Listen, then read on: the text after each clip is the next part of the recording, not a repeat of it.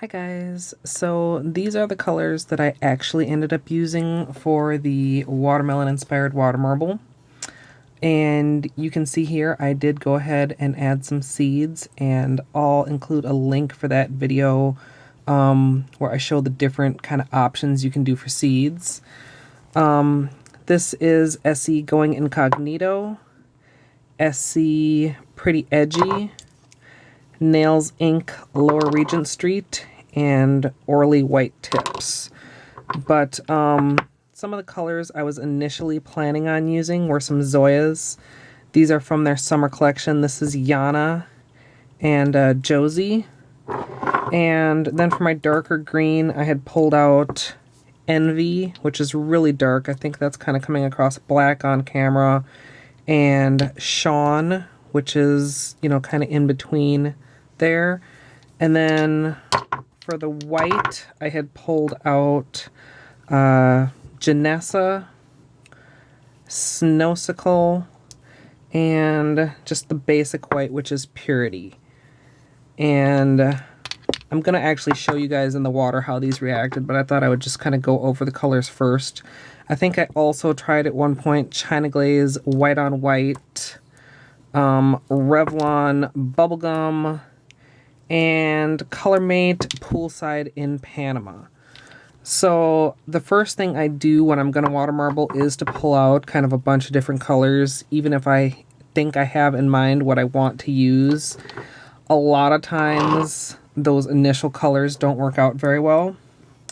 So for this test, I'm going to be showing you guys Josie and Envy for the green.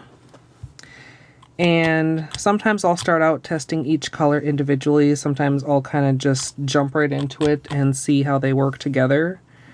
And these two actually don't work badly together. You know, they're not the best spreading polishes I've ever used, but they're workable if you were, you know, didn't have all the other colors to choose from that I had. And the first one I tested these with, I believe, for the white, I used Janessa, just kind of a shimmery white. And one of the reasons I decided not to use that is because I decided I wanted to use all creams. Then this pink I'm going to drip in is Yana. And you can see, I mean, you got some rings, but they didn't spread out as nicely as the colors that I finally used. And I'm just going to draw a couple lines so that you can see, because the pink doesn't spread very much in the middle, makes it harder to, you know, get like the flower design that I was going for. So I'm just going to do a 4-petal flower just to kind of show you guys. And then I have just a folded piece of paper, which is what I usually use for my testing. Just going to dip that in there. And you can see that as the pink doesn't spread very well, it creates kind of a blob in the middle. And also, Envy, as dark as it is in the bottle, comes out kind of sheer, well, in this case on the paper, or it would be on the nail. So in some cases, if I was just doing 2 shades of green, that could be solved by using a green base color. But for this design, that would have changed the color of the white and the pink. For this round, I've replaced the darker Envy with the more medium green Sean, and I've replaced the sparkly white Janessa with just the plain cream Purity. And you can see that Sean spreads a little bit more evenly. I'm ending up with more even rings than when I was using the Envy. But I really didn't like this color green quite as well.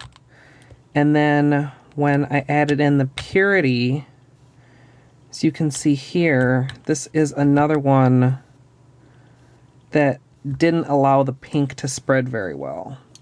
So I ended up with a really thick ring of white and then just a small dot of pink in the middle.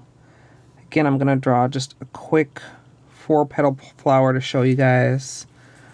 You know, when the polish in the middle doesn't spread very well, that's when you're going to end up with kind of a messier design. And as I dip my little test paper in here, you can see what turns out is that you get way too much white. The pink in the middle is messy. Although the greens turn out a lot nicer, I decided that it wasn't quite the color of green that I wanted. So I didn't end up going with that combination either. So after being kind of disappointed by my choices with the Zoya, I finally decided to try these green Essies after looking through my greens. And they work really well together. They spread really evenly. And as I said, these are the two greens that I ended up using in the final design. But I started out testing them with China Glaze's White on White, which is kind of not quite as opaque white. And then I also tried with this ColorMates Poolside in Panama. And really, this would have been okay. There's nothing exactly wrong with this combination. You can see the pink spreads decently so that you're able to draw it into the center without getting a huge glob. You know, you don't have a totally thick ring of white. And as I dip in my little piece of paper here, I mean, there's nothing wrong with that design, other than it wasn't quite what I had in mind. So I didn't end up using those colors either. So I continued using the Essies for my greens, but I switched out both the white and the pink. I was looking for a little bit more opaque of a white and a slightly darker pink. So for this one, I'm showing you with the Orly white tips, which is what I ended up using. And hopefully you guys can see on camera that that shows up just a little bit more opaque than the China Glaze. But when I tried with the Revlon Bubblegum, it just kind of blows everything else out of the water. It spreads way too much. And, you know, if I was using it with some other colors, it might be fine.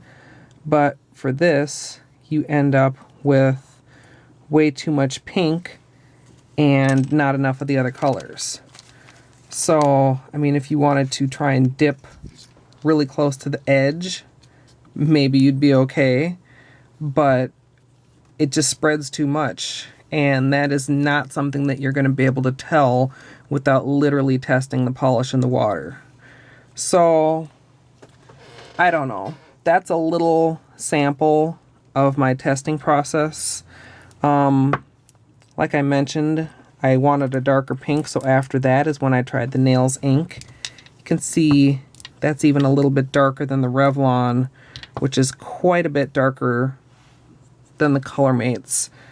More of a difference in real life than it shows on camera, but that's the kind of picky OCD that I have when I'm testing different colors. So let me know what you think of this video. I feel like it was not real super organized, but it's the first time I've kind of tried to explain what goes on during my testing. And I don't feel like any of these were super fails.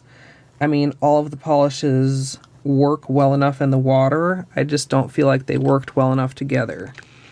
And like I mentioned at the start, if you'd like to see these different examples of the types of seeds that you could add to the watermelon, I will include a link to that video once it's up. And, you know, let me know what you thought of some of those other color combinations, if they gave you any ideas, or, you know, if this was at all helpful. I would certainly consider showing you guys some more of my experiments. So I hope you enjoyed, and thanks for watching.